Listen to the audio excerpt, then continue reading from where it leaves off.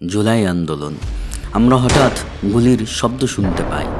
আহত ও নিহত মানুষের সংখ্যা দ্রুত বাড়তে থাকে।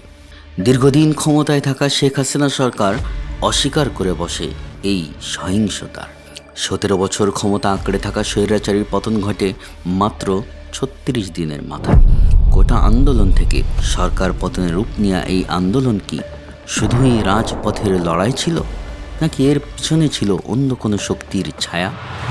নতুন আশা, ভরসা, আকাঙ্ক্ষা নিয়ে ক্ষমতায় বসেন ডক্টর মোহাম্মদ ইউনূস। সংস্কার হবে, বিচার হবে, সব অবিচার অত্যাচারের আজ হিসাব হবে। প্রশ্ন হলো, তিনি কি পেরেছিলেন মানুষের আকাঙ্ক্ষার মূল্য দিতে? আসন্ন নির্বাচন। এই নির্বাচন ঘিরে গণমানুষের আকাঙ্ক্ষা এবার চরম তুঙ্গে। এবার হয়তো দীর্ঘদিনের অধিকার বঞ্চিত মানুষ ফিরে পাবে ভোটের অধিকার, নির্বাচিত করতে পারবে প্রিয় নেতা ও প্রিয় দলকে। কিন্তু আদৌ নির্বাচনে সঠিক ব্যক্তি বা দল জয়ী হতে পারবে, নাকি এখানেও কেউ ছায়া থেকে উল্টে দেবে সব কিছু? সারা দেশের সবচাইতে প্রত্যাশিত ফলাফল ছিল ঢাকা 13 আসনে প্রতিদ্বন্দ্বী এমন একজন, যিনি কোনোভাবেই অপরজনের সমকক্ষ নন। চারিদিকে খবর ছড়িয়ে পড়েছে মাওলানা মামুনুল হক সাহেব বিজিত হয়েছেন, কিন্তু না, তিনি হেরে গেলেন। এখন আলোচনার বিষয়, ঠিক কোন নীল নকশা ছিল এই পরাজয়ের পিছনে? তার আগে আমাকে এবং আপনাকে জানতে হবে ডিপ স্টেট কি। ডিপ স্টেট একটি সমন্বিত এবং গোপন গোষ্ঠী। এরা কোনো নির্বাচনে জয়ী হয়ে ক্ষমতায় আসে না।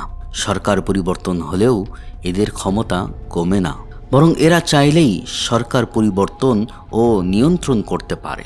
এটি কোনো একক ব্যক্তি বা সংস্থা নয়, বরং সামরিক বাহিনী, গোয়েন্দা সংস্থা, উচ্চপদস্থ আমলা, সিভিল সার্ভিস, বিচার বিভাগ এবং প্রভাবশালী মিডিয়া ও ব্যবসায়িক গোষ্ঠীর একটি অঘোষিত জোট।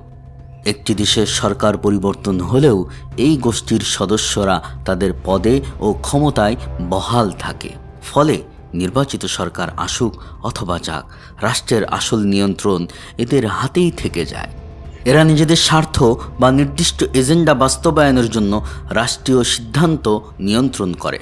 যদি কোনো নির্বাচিত প্রতিনিধি তাদের স্বার্থের বিরুদ্ধে যায়, তবে তারা মিডিয়া ট্রায়াল, ষড়যন্ত্র বা অভ্যুত্থানের মাধ্যমে তাকে বাধা দেয়।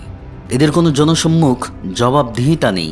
এরা গোয়েন্দা সংস্থার তথ্য এবং প্রশাসনিক ক্ষমতা ব্যবহার করে নির্বাচনের ফলাফল থেকে শুরু করে পররাষ্ট্র নীতি পর্যন্ত সব কিছু নিয়ন্ত্রণ করতে পারে। এক কথায়, ডিপ স্টেট হলো রাষ্ট্রের ভিতরে থাকা একটি স্থায়ী ও অনির্বাচিত নিয়ন্ত্রক শক্তি। আপনি কি জানেন একটি সফল গণতান্ত্রিক দেশ কাকে বলে? একটি দেশ তখনই প্রকৃত গণতান্ত্রিক হয় যখন ক্ষমতা কোনো গোপন শক্তির হাতে নয়, বরং জনগণের হাতে থাকে, জনগণ নির্বাচিত প্রার্থীর হাতে থাকে। বাংলাদেশ এখন এমন এক ঐতিহাসিক সন্ধিক্ষণে দাঁড়িয়ে আছে। আমরা কি পারবো এমন এক রাষ্ট্র গড়তে যেখানে কোনো ডিপ স্টেট থাকবে না, যেখানে প্রতিটি সিদ্ধান্ত হবে স্বচ্ছ ও জবাবদিহিমূলক? উত্তরটা সময়ের হাতে। তবে সচেতন নাগরিক হিসাবে আমাদের সবসময় সজাগ থাকতে হবে। মনে রাখবেন, অন্ধকারেই সবচেয়ে বেশি ষড়যন্ত্র দানা বাঁধে।